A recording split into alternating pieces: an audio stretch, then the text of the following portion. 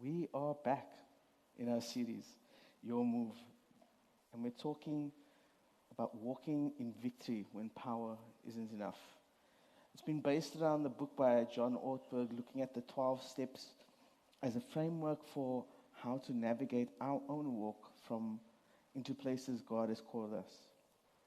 And Philippians 2 verse 12 tells us that we should work out our own salvation with fear and trembling. And so we've been doing that, working it out. And so far, we've covered the first 4 steps. And if we were to put them all together, we could say it like this, that we admitted we were powerless over our deepest problems, that our lives had become unmanageable, and thus came to believe that God could restore us to sanity, and made the decision to turn our will and our lives over to God's care as He is revealed to us in Jesus. We then made a searching and fearless moral inventory of ourselves. But this morning, instead of just forging on into step 5, we want to do something different. When you think about F1 racing, they can reach speeds of up to 350 kilometers an hour. And teams will do anything to shave off even a second. And yet they all have this weird habit of pit stops. A brief pause, a resetting, a refueling, and a recalibration. And so that's what we're doing this morning. Instead of racing through to the next thing, to the next step, we want to take a pause so that we can move forward strong. At this point, in April, more than 90% of us, statistically speaking, would have given up on our New Year's resolutions. And what starts as hope is now turned to disappointment. And perhaps even just starting this series, you've had hopes. And your faith was stirred, and there was maybe an awakening, a resolve. But now you're not so sure. And perhaps your card is still on the wall, waiting to be moved over. And you're watching everyone else's prayers get answered. Or maybe your prayers were answered, but not in the way that you hoped. The job came through, but your finances are still a problem.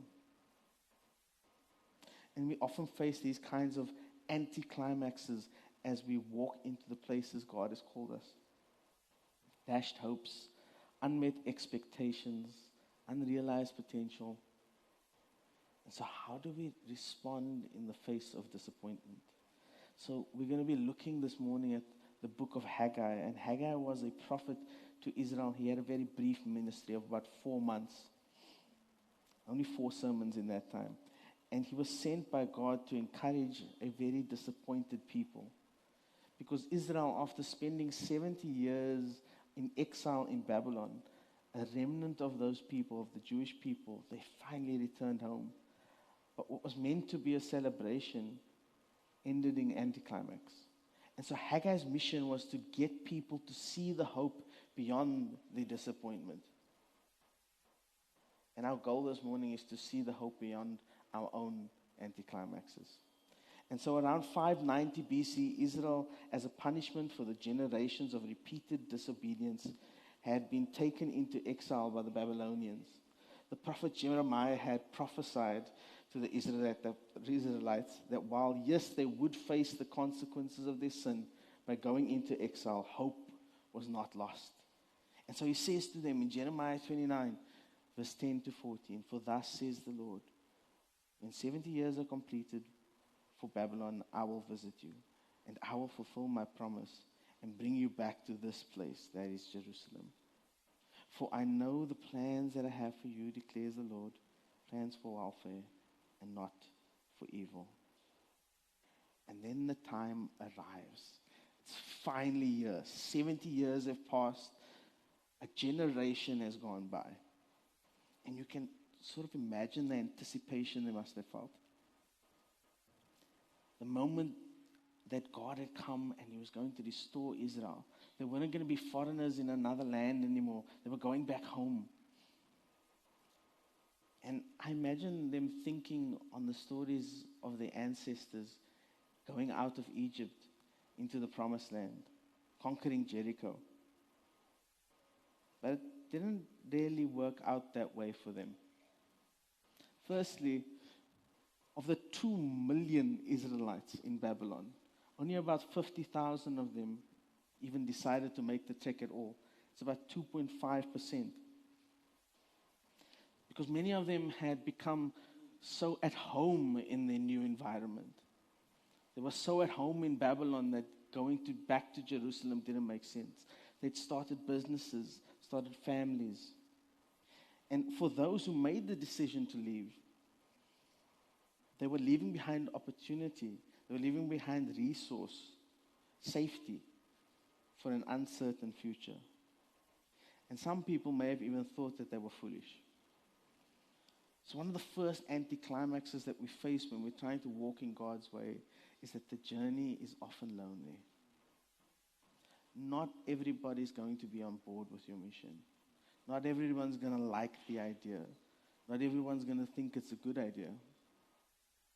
But if we are to step into places of spiritual significance, we must choose the way that we will follow.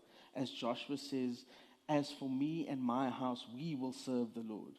And so our response to anticlimax of loneliness is to fix our eyes on the purpose of our walk.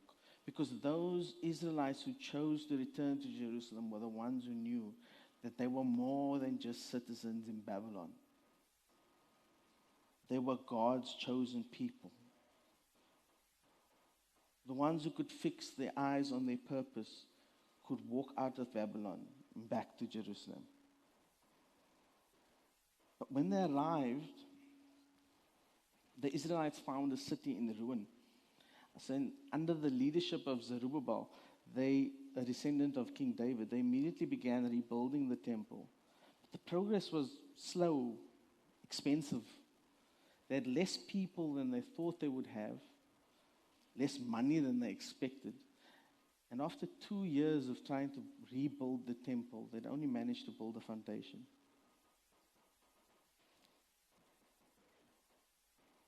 And even that foundation was a far cry from the temple that had stood before. In Ezra 3 verse 2, we read that many of the priests and Levites and the heads of fathers' houses, old men who had seen the first house, wept with a loud voice when they saw the foundation of the house being laid.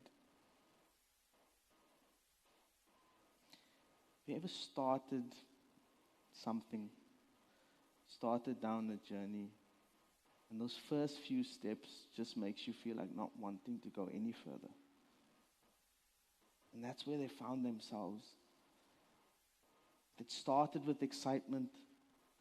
This group coming out of Israel, it started building, and they're looking at it now, and it's causing them more discouragement than hope.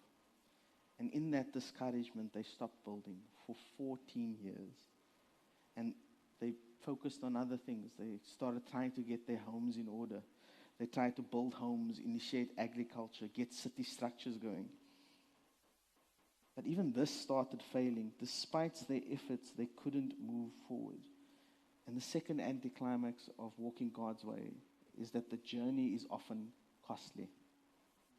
Sometimes you start to walk down a road that God has for you, and then you're faced with reality. You want to get healthy, but gym is hard.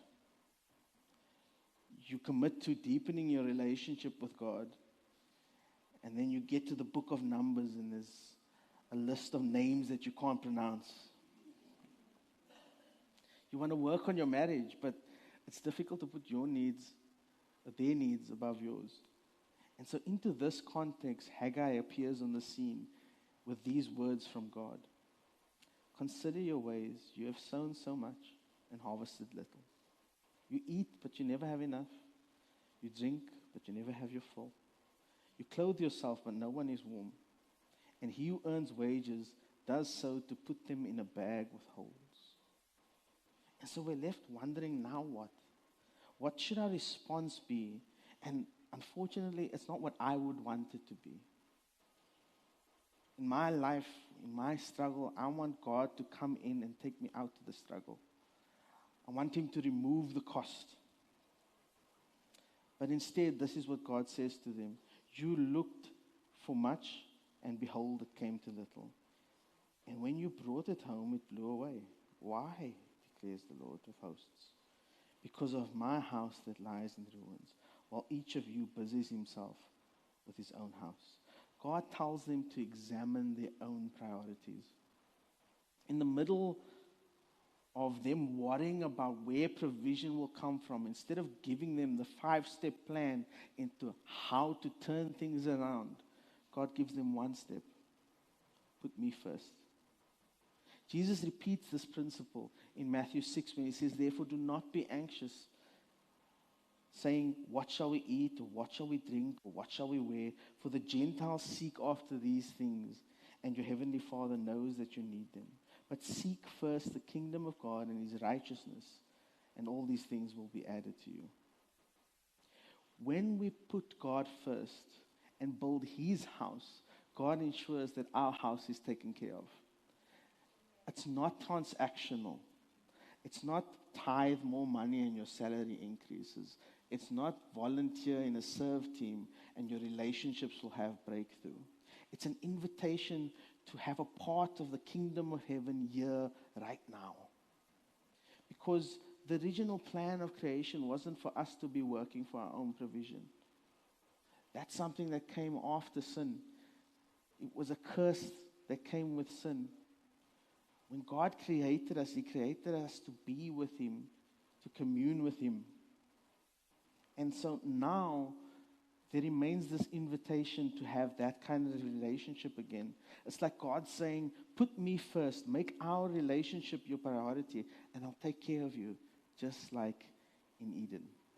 And so, though the journey will be costly, our response should be to realign the priorities of our heart. And Israel responded to this invitation. After 14 years of the temple's foundation standing unattended, they started the rebuilding project. But 2 months in, and still no rains had come. Despite all their effort, nothing came of it. And so that gets us to the third anticlimax of hard work doesn't always lead to progress. We often feel that if we just worked a little harder, everything would work out. But sometimes, or oftentimes, our best efforts result in nothing. We found ourselves in a state of unproductive busyness, wheels that keep turning but nothing changes. And so in response to these events, Haggai speaks to the priests and he asks them a theological question. He says, when something dirty touches something clean, what happens? For example, if I took my dirty socks and I put it in the laundry hamper with the clean washing, does that become clean? Does the sock become clean, or does the laundry become dirty? And the obvious answer is that the laundry is dirty. But then what he points out is that that's what was happening. They were trying to build something sacred, the temple of God. They're doing the work of God. They're doing the things of God, but with hands that are dirty. And so they're doing the work of building God's house without putting in the work of living God's way. And when you have dirty hands trying to build a clean temple, it cannot succeed. We aren't told the specific sins that were at play here, but we do see that there's a quick change from the Israelites. And this is God's response to their change. Consider from this day forward that from the 24th day of the 9th month, since the day that the foundation of the Lord's temple was laid, consider, is the seed yet in the barn? Indeed, the vine, the fig tree, the pomegranate, the olive tree have yielded nothing. But from this day I will bless you. In other words, God's asking them to look at the consequences. Look how things were while you were living in disobedience, and look how they will be now that you've chosen obedience. And I really want to be careful here that we don't get the wrong idea. I'm not saying that hardship or frustration are always a sign of sin in your life or in the life of others. But when we do sin, we frustrate the progress when our hands are impure. Psalms 127 verse 1 says that unless the Lord builds the house, the builders build in vain. God is more concerned with the work that He's doing within you than the work that you can do for Him. Hard work doesn't always lead to progress, but we can respond by considering the purity of our hands. I mentioned earlier that one of the anticlimaxes of rebuilding the temple was how pathetic it seemed compared to the temple that had come before it. King Solomon had built from a place of immense wealth. And he'd brought in materials from all around the ancient world, the best craftsmen that could be found in order to construct the temple for God. And now you've got a group of people, a small group from an exiled people with limited resources, using just what they managed to scrounge up with the people who happened to be available. And they're seeing the progress, and they can tell this is not going to be as good as the previous one. And God sees their hearts, and He says this to them: who is left among you who saw the house in its former glory? How do you see it now? Is it not as nothing in your eyes? And so perhaps you're looking at your progress thus far, and to you that looks like nothing. Nothing's moving, nothing's changing, and it doesn't look like something's going to happen. You started with a dream born from hope, and now it feels like you're going to need to settle for the scraps. And so the fourth anticlimax of walking God's way is that the progress is often hidden. The problem is that we rarely see what God is doing. Grant alluded to this on Palm Sunday when we spoke about the mismatch between the crowd's expectations of how Jesus would conquer and how Jesus chose to conquer. Because in their eyes, a crucifixion couldn't mean victory. The grave could not mean hope. And Jesus was just a carpenter's kid. Nothing. And so often the things God is using to bring us victory are like nothing in our eyes. You think all I did was join a connect group. It's just one short run. It's not like I'm doing marathons. Yeah, it is a job, but it's a temporary position. It's just one debt payment. Or I've only been sober for a week. Maybe you look at that wall and you think, only 11. Only 11 in God can. Another prophet who was speaking to Israel at the time was Zechariah. And this is the message from God to the Israelites. And His message for us this morning. Do not despise these small beginnings, for the Lord rejoices to see the work begin. Don't look at the small foundations of progress and become discouraged. Look instead to God's promises and see it with His eyes. His plans for you are good and not to harm you. In Haggai 2 verse 4 to 9, we find God's encouragement to the leaders of Israel at the time, Zerubbabel and Joshua the high priest. And 3 times He tells them, be strong. He implores them, don't fear. And He promises that He will be with them. Work, for I am with you, He says. And so, when we're faced with hidden progress, our response should be to look to the promises of our Father. When we walk into places that God has called us, when we choose to walk in God's way, there will be anticlimaxes. And we don't get a choice in that. But we have a choice in our response.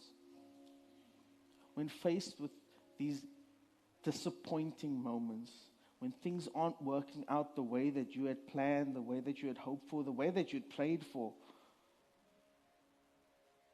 when your faith seems to be on the edge, you can choose to fix your eyes on the purpose of the walk, to realign the priorities of your heart, to consider the purity of your hands, and to look to the promises of the Father. The Israelites did finish the temple. And there was no miracle at that point. It was worse than the previous one by every conceivable measure. There was less gold in the temple, wasn't as pretty. The materials were shoddy comparatively. But God is a God who keeps promises. And so for every disappointing anticlimax, there's a fulfillment of promise. And God had made a promise to them that in this place, in Haggai 2 verse 9, he says, "And in this place I will give peace, declares the Lord of hosts." Because it wasn't the temple of Solomon that would bring peace. When Jesus came, when peace came to mankind, peace between God and man, this was the temple Jesus visited. This was the temple that stood. This is the one that housed the presence of God. And so to our eyes, we might look at this smaller temple, this insignificant temple. We might look at what's been built, and it just doesn't look as impressive. But when we see with God's eyes, we see what God's doing. We can see that our anticlimaxes are not the end. Because God keeps his promises. And we can trust in a God who keeps his promises towards us. In this place, I will give peace.